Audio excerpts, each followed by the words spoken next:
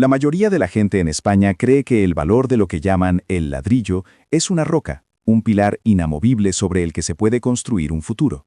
He pasado más de 50 años estudiando los mercados, gestionando miles de millones de dólares a través de múltiples crisis globales, y he aprendido que esa creencia es una de las más peligrosas que existen. La realidad es que ese pilar es un castillo de naipes, construido sobre una marea de crédito que, aunque no lo veas, ya ha empezado a bajar.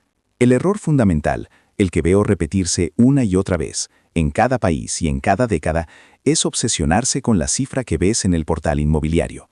Crees que ese número es la verdad, pero no lo es. Es solo un síntoma.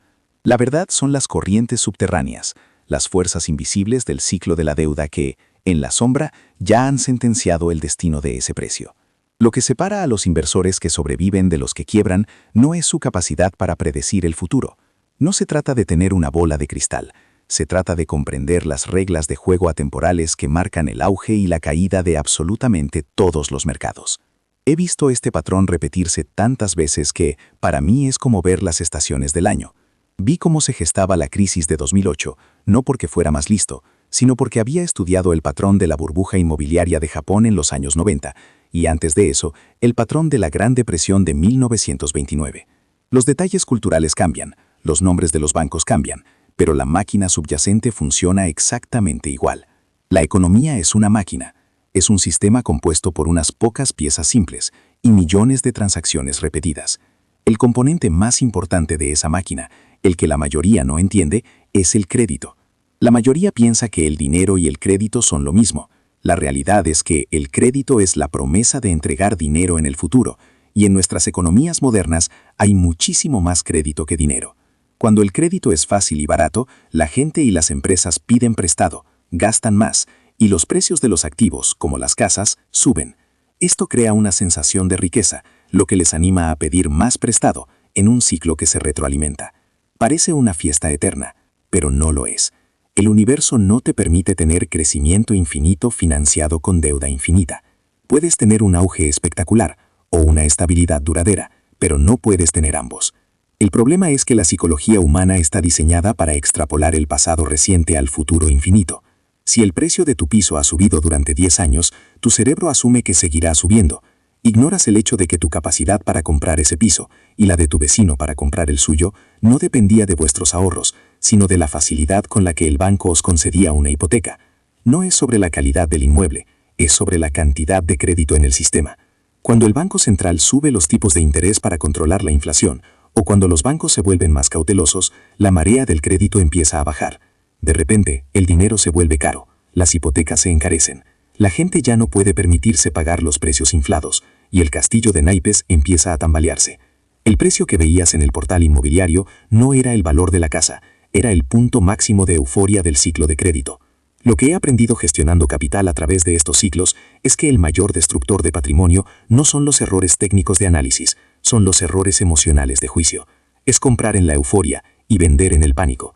Es creer que esta vez es diferente. Nunca es diferente. A lo largo de nuestra conversación te mostraré los principios que gobiernan esta máquina. Si quieres profundizar en estas reglas atemporales del dinero, considera suscribirte para no perderte las próximas piezas de este puzzle. Para entender por qué el pilar del ladrillo es en realidad un castillo de naipes, primero debes entender la máquina. La economía no es algo místico, es una máquina simple en su diseño, aunque parezca compleja en su funcionamiento. Funciona con unas pocas piezas fundamentales, y la más importante, la que casi todos malinterpretan, es la relación entre el dinero y el crédito. La mayoría de la gente piensa que la riqueza de un país se basa en cuánto produce, en su ingenio, en su trabajo duro. Eso es cierto, pero solo a largo plazo, en la línea de la productividad que atraviesa las décadas.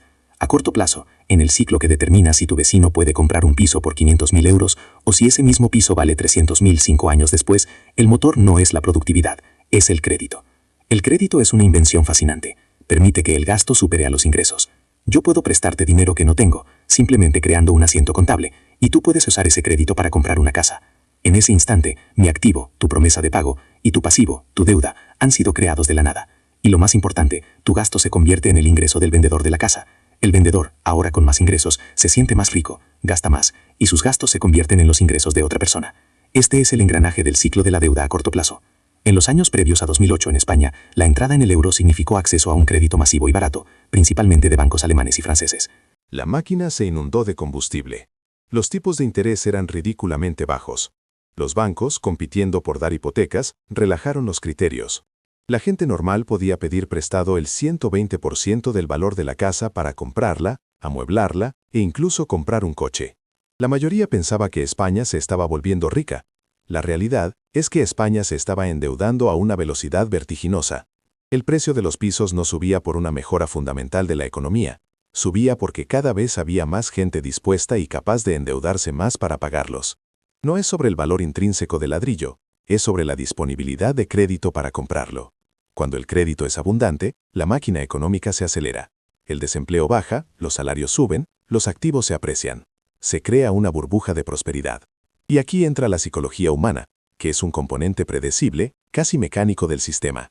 La gente extrapola el pasado reciente. Si los precios han subido durante 7 años, asumen que seguirán subiendo. El miedo a quedarse fuera se vuelve más fuerte que el miedo a perder. Los medios de comunicación refuerzan esta narrativa. Se cuentan historias de éxito de gente que se hizo rica con la especulación inmobiliaria. La prudencia se tacha de pesimismo. Vi exactamente el mismo patrón en Estados Unidos con las acciones tecnológicas en 1999 y en Japón con el mercado inmobiliario a finales de los 80.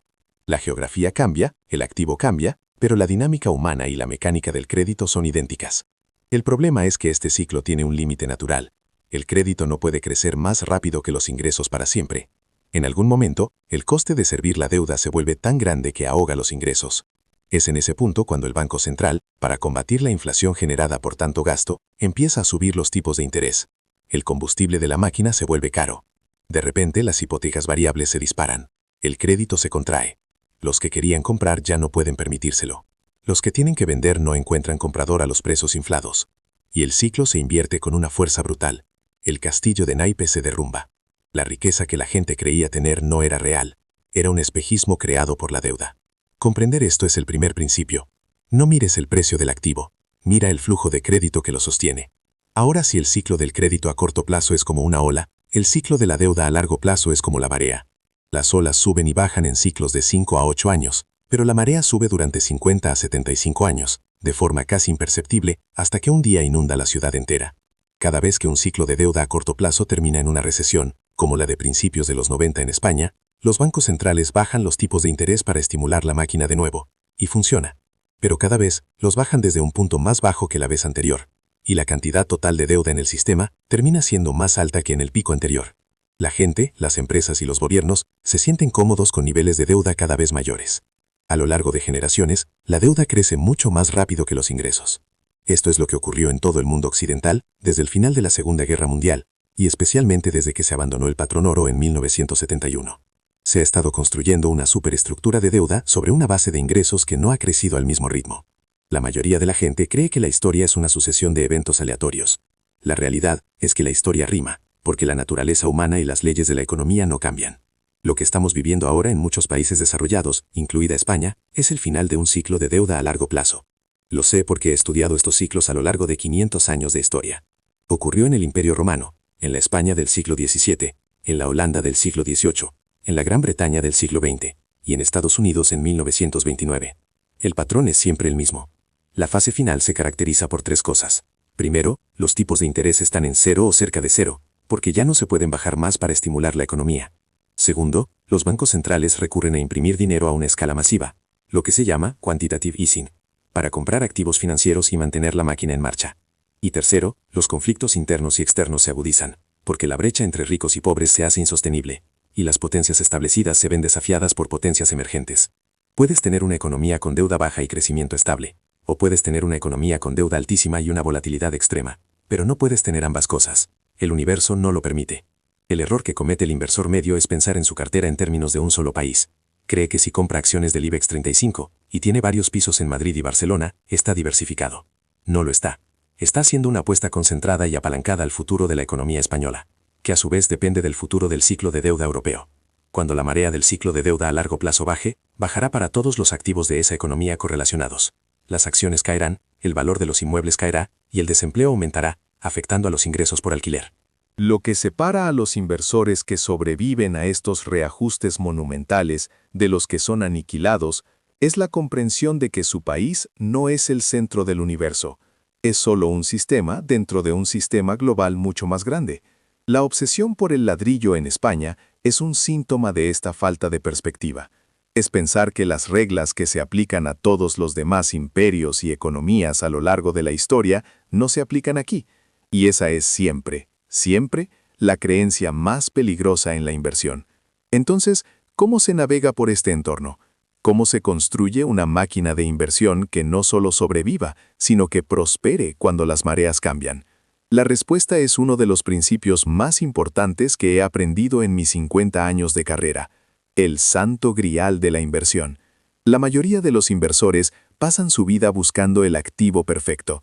Buscan la acción que se va a multiplicar por 10, el fondo que siempre supera al mercado, o en el caso de España, el ladrillo que nunca baja.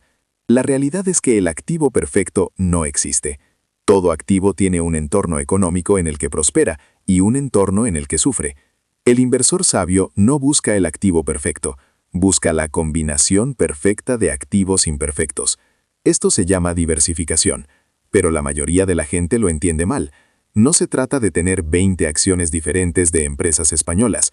Eso no es diversificación, es una ilusión de diversificación. Se trata de tener entre 15 y 20 flujos de retorno diferentes y no correlacionados. No correlacionado es la palabra clave. Significa que cuando un activo baja, es probable que otro suba, equilibrando tu cartera. Piénsalo como un sistema. Un coche no funciona solo con un motor. Necesita una transmisión, frenos, una suspensión. Tu cartera necesita componentes que funcionen bien en diferentes condiciones.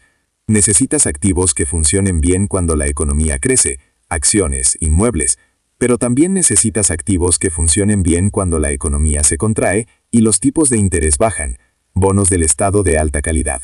Necesitas activos que funcionen bien cuando la inflación es alta y sorprendente, materias primas, oro, bonos ligados a la inflación, y también cuando es baja. Necesitas activos de diferentes países, con diferentes monedas, expuestos a diferentes ciclos económicos y políticos. La mayoría piensa que esto es complicado. La realidad es que el principio es muy simple. No sabes qué va a pasar en el futuro, así que tienes que construir una cartera que se comporte razonablemente bien en cualquier escenario futuro posible. En Bridgewater llamamos a esto la cartera All Weather, para todo clima. Su composición es radicalmente diferente a una cartera tradicional. Una cartera típica 60-40, 60% acciones, 40% bonos, es en realidad una apuesta masiva a un solo escenario, el de crecimiento económico con inflación decreciente. Nuestra investigación demostró que se puede construir una cartera mucho más equilibrada, por ejemplo, con un 30% en acciones, un 40% en bonos del tesoro a largo plazo, un 15% en bonos a medio plazo y un 7.5% tanto en oro como en una cesta diversificada de materias primas. Los porcentajes exactos pueden variar, pero el principio es el equilibrio de riesgos, no la concentración de capital. Puedes tener la emoción de intentar acertar el próximo gran movimiento del mercado, o puedes tener la tranquilidad de un patrimonio que crece de forma consistente y robusta. No puedes tener ambas cosas. El que intenta predecir el futuro y apuesta todo a una carta, tarde o temprano, se encuentra con la tormenta perfecta que no vio venir. El que construye un arca robusta y equilibrada, navega a través de la tormenta y llega al otro lado. La obsesión por el ladrillo es el equivalente a construir una casa preciosa en la playa sin cimientos, ignorando las advertencias del tsunami que los sismólogos llevan tiempo anunciando. Es hermoso mientras el tiempo acompaña, pero es una estrategia de aniquilación a largo plazo. La verdadera seguridad financiera no viene de poseer un activo que crees que es una roca, viene de poseer un sistema de activos que se comporta como un ecosistema, resistente y adaptable a cualquier entorno. La aplicación práctica de estos principios es lo que separa a los que entienden la teoría de los que construyen una riqueza duradera. No se trata de conocimiento abstracto, se trata de construir una máquina financiera personal que funcione para ti, independientemente de lo que hagan los bancos centrales o los mercados. La primera y más fundamental estrategia es lo que yo llamo el santo grial de la inversión, la diversificación radical y equilibrada en riesgo. La mayoría de los inversores en España, obsesionados con el ladrillo, Creen que tener 3 pisos en diferentes barrios es diversificar. La realidad es que eso es concentrar el riesgo de una manera aterradora. Estás apostando todo tu capital a un único tipo de activo, en una única geografía, en una única moneda, y dependiendo de un único ciclo de crédito. Es como intentar cruzar el océano en un barco con un solo motor, sin botes salvavidas y sin radio. Mientras el mar esté en calma, te sentirás como un genio, pero cuando llegue la tormenta que no viste venir, el desastre será total. La diversificación real no es tener muchas cosas parecidas, es tener una colección de entre 15 y 20 activos diferentes que no estén correlacionados entre sí.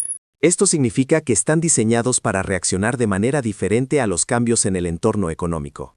Cuando la economía crece y la inflación es baja, las acciones prosperan. Pero en una recesión, cuando el crecimiento se contrae y los bancos centrales bajan los tipos de interés, las acciones se hunden. Pero los bonos del Estado de alta calidad, como los bonos del Tesoro de Estados Unidos o los Bunds alemanes, suelen subir de precio. Cuando la inflación se dispara inesperadamente, como hemos visto recientemente, tanto las acciones como los bonos pueden caer, pero el oro y las materias primas tienden a funcionar muy bien. La clave es construir una cartera para todo tipo de clima, una cartera all-weather. La implementación de esto es sorprendentemente simple en su principio. No se trata de adivinar qué estación económica viene, sino de tener la ropa adecuada para cualquiera de ellas. Una cartera equilibrada podría tener esta estructura. Un 30% en acciones globales, no solo del IBEX 35, sino de todo el mundo, incluyendo mercados emergentes.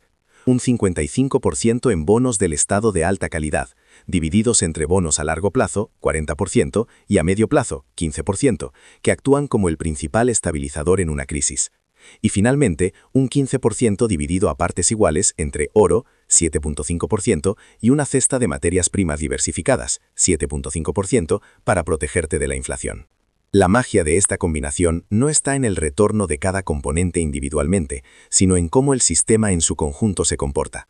Durante la crisis financiera de 2008, mientras el mercado de acciones español se desplomaba más de un 40% y el valor del ladrillo iniciaba una caída que duraría años, la cartera All Weather tuvo una caída mínima. ¿Por qué? Porque la brutal caída de las acciones fue compensada en gran medida por la subida de los bonos del Tesoro y del oro. No se trata de evitar las pérdidas por completo, eso es imposible. Se trata de evitar la ruina. Puedes tener una cartera que te dé la máxima emoción o una que te dé la máxima tranquilidad.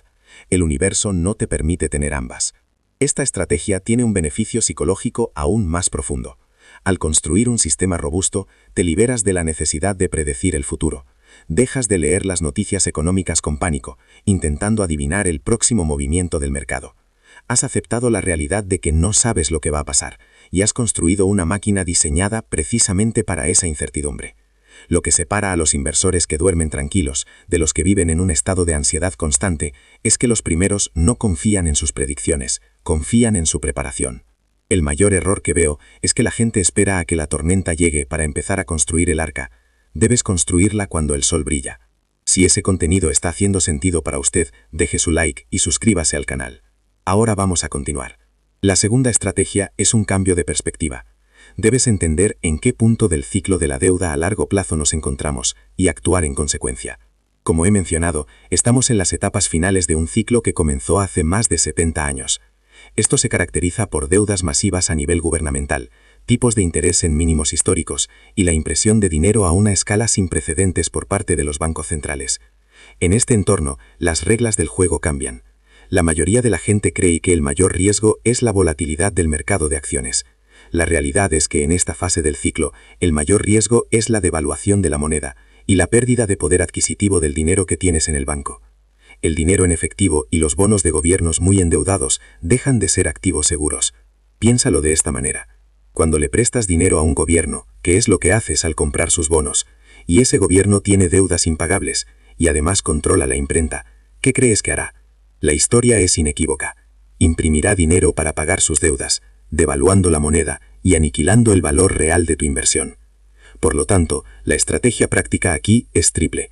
Primero, diversifica tus activos fuera de tu moneda local. Si todos tus ahorros, tus inversiones y tus inmuebles están en euros, estás haciendo una apuesta masiva y concentrada a que los políticos y banqueros centrales de la eurozona tomarán siempre las decisiones correctas. La historia sugiere que eso es poco probable.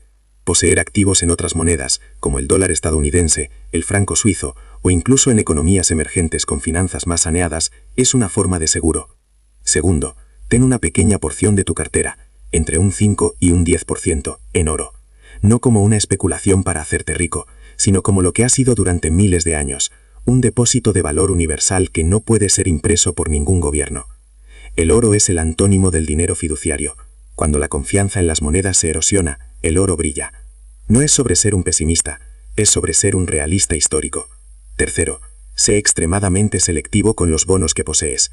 Evita los países con una dinámica de deuda insostenible. Finalmente, la estrategia que une todo esto y lo convierte en un sistema automático y disciplinado es el reequilibrio. Una vez que has definido tu cartera ideal, por ejemplo la All Weather, debes comprometerte a revisarla una vez al año y reequilibrarla a sus porcentajes originales. Esto significa que si las acciones han tenido un año espectacular y ahora representan el 40% de tu cartera en lugar del 30% original, debes vender ese 10% extra de acciones y reinvertir el dinero en los activos que han tenido un mal año, como los bonos o el oro, para devolverlos a sus porcentajes objetivo. Este simple acto mecánico te obliga a hacer lo que es emocionalmente casi imposible para un ser humano: vender lo que está caro y comprar lo que está barato. Es un sistema para automatizar la disciplina y eliminar la emoción de tus decisiones. La mayoría de la gente hace lo contrario: compran más de lo que ha subido, llevados por la euforia, y venden lo que ha bajado, llevados por el pánico. El reequilibrio es el engranaje que hace que tu máquina de inversión funcione de forma suave y consistente a lo largo de las décadas. No es sobre tener la estrategia más brillante, es sobre tener el sistema más robusto. Estas estrategias no te garantizan que nunca perderás dinero en un año determinado, pero te garantizo que te dan la mayor probabilidad posible de preservar y hacer crecer tu patrimonio a través de cualquier entorno económico que el futuro nos depare. Mucho más que apostarlo todo a que el precio del ladrillo solo puede subir. Hemos viajado a través de la historia, hemos desarmado la máquina económica, y hemos visto cómo los mismos patrones se repiten una y otra vez, impulsados por la mecánica del crédito y la psicología humana. Ahora es el momento de ensamblar todas estas piezas en una conclusión coherente, un mapa que no solo te guíe lejos del peligro, sino que te lleve hacia una verdadera seguridad financiera. El resumen de todo lo que hemos hablado es sorprendentemente simple, aunque profundo en sus implicaciones. Primero, el pilar del ladrillo, esa creencia tan arraigada en la cultura española de que la propiedad inmobiliaria es la máxima seguridad. No es un pilar, es la parte más visible de un castillo de naipes. Su valor aparente no surge de su solidez intrínseca, sino de la marea de crédito que lo eleva. Cuando esa marea baje, como inevitablemente lo hacen todas las mareas en los ciclos de deuda, el castillo se derrumbará. Segundo, la economía no es un misterio insondable, es una máquina.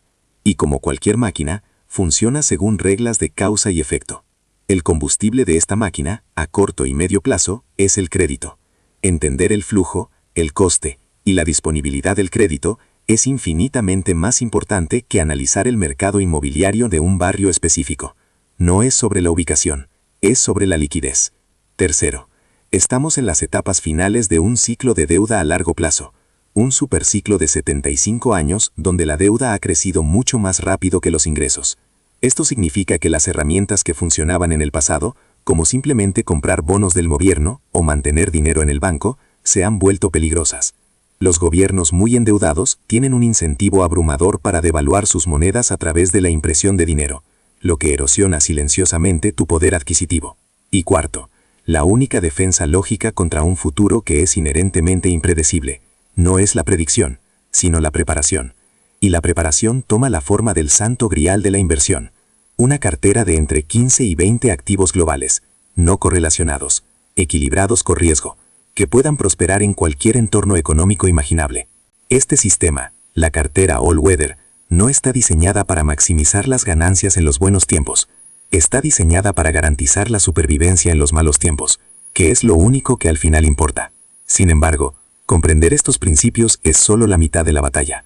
La parte más difícil, lo que he visto destruir más patrimonio a lo largo de mis 50 años de carrera, no es la falta de conocimiento técnico, sino la incapacidad de controlar los impulsos más básicos de la naturaleza humana. Los mayores errores que cometerás no serán de cálculo, serán de comportamiento.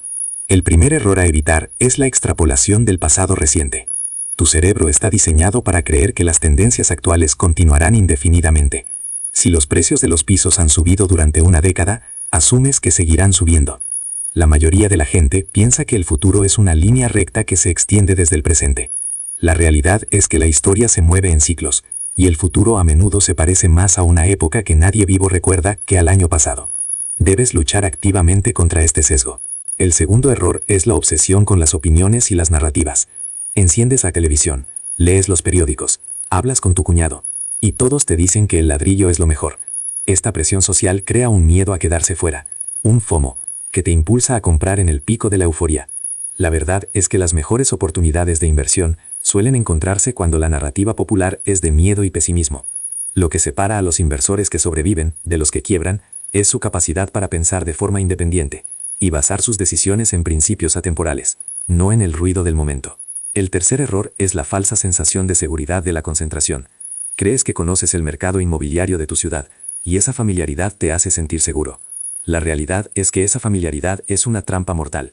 Te lleva a concentrar todo tu capital en un solo tipo de activo, en una sola economía y en una sola moneda. Puedes tener una cartera global diversificada, que no entiendes del todo, o puedes tener una cartera concentrada, que entiendes perfectamente hasta el día en que se va a cero. No puedes tener ambas cosas. El universo exige una prima por la humildad. El cuarto error, y quizás el más fundamental, es ver el mercado como un casino, en lugar de como una máquina. El que va al casino intenta adivinar el número que va a salir, apuesta todo al rojo o al negro. El que entiende la máquina, en cambio, no intenta adivinar el resultado de un solo giro, se convierte en el dueño del casino. Construye un sistema con probabilidades a su favor, que funciona a largo plazo, independientemente de la suerte en un día concreto. Tu cartera All Weather es tu casino personal, donde el tiempo y la disciplina juegan a tu favor. Evitar estos errores no es fácil, requiere una lucha constante contra tus propios instintos, pero reconocerlos es el primer paso para superarlos. Llegamos así al marco final, la mentalidad que une todos estos principios y estrategias en una filosofía de vida coherente para la gestión de tu patrimonio. No se trata de una fórmula mágica, sino de un sistema operativo para tomar decisiones en un mundo complejo e incierto. Este sistema se basa en 4 pilares fundamentales. El primer pilar es la humildad radical. Debes empezar por aceptar la verdad más profunda de la inversión y de la vida. No sabes qué va a pasar en el futuro. Nadie lo sabe. Ni yo, ni los economistas más prestigiosos, ni los analistas de los grandes bancos. La mayoría de la gente pasa su vida buscando gurús que les den certezas. La realidad es que esos gurús o están mintiendo o se engañan a sí mismos. La verdadera sabiduría no consiste en tener las respuestas correctas, sino en tener las preguntas correctas y en construir un sistema que no dependa de tener que predecir el futuro. Esta humildad te liberará de la arrogancia que lleva a la ruina y te abrirá a la única estrategia verdaderamente robusta, la diversificación. El segundo pilar es el pensamiento sistémico. Deja de pensar en activos individuales y empieza a pensar en máquinas de inversión. Deja de preguntarte, ¿es un buen momento para comprar este piso? Y empieza a preguntarte, ¿cómo se comportará mi sistema de activos si el crecimiento se acelera? ¿Y si entramos en recesión? ¿Y si la inflación se dispara? ¿Y si se desploma? Debes ver tu cartera como un ecosistema equilibrado, donde cada pieza tiene una función y contribuye a la resiliencia del conjunto. Tu objetivo no es poseer una colección de estrellas, sino una galaxia perfectamente equilibrada. En 50 años de mercado, he visto a innumerables inversores brillantes quebrar porque estaban enamorados de un activo, en lugar de estar comprometidos con un sistema. El tercer pilar es la disciplina automatizada.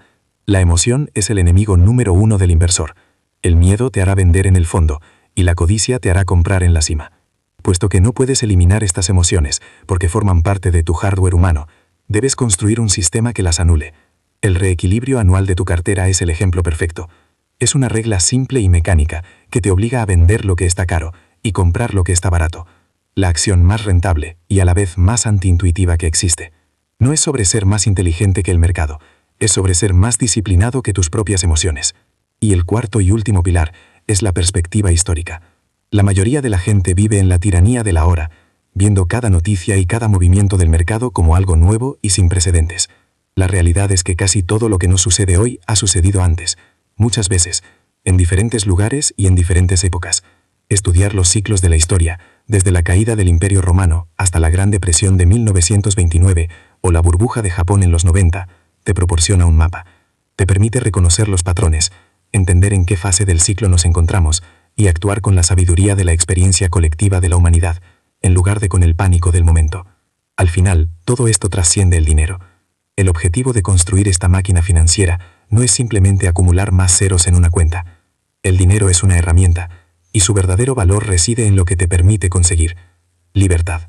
La libertad de no tener que preocuparte por el futuro. La libertad de pasar tiempo con tus seres queridos. La libertad de dedicarte a un trabajo que te apasione, sin la presión de un sueldo. La libertad de afrontar los inevitables reveses de la vida con un colchón de seguridad. El proceso de convertirte en un buen inversor es, en esencia, un proceso de autoconocimiento. Te obliga a confrontar tus miedos, a cuestionar tus creencias, a ser humilde, a pensar de forma sistémica y a actuar con disciplina.